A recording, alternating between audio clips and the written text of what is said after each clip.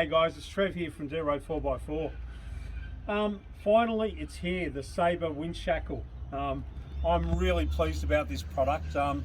Having a closer look, it arrived today. This is a really nice bit of kit. A few people have been in the shop and asked, how does it all connect? So you can see there, we've got the pin that goes through, and Saber give you a circlip that goes in here, which will lock the pin in. What I like about this, currently I've got a hook which is going underneath the car. When I go forward driving, I usually unhook that so that it's not hard to get. I'm going to change over to the Saber Fairlead because that's just also, just a beautiful piece of gear. But what will ultimately happen is, instead of having a hook, when I pull the winch in, this will lock into the Fairlead like that. You see it's got two rubber pads on the back here.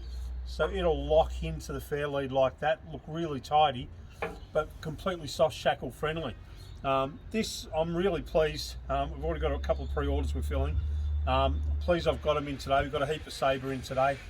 But this car will change over to the Saber Fairlead, the Saber Winch Shackle, and I'm just really pleased. I've had a few people in the last couple of days replacing all of their recovery gear and going to Saber because it's a lot lighter.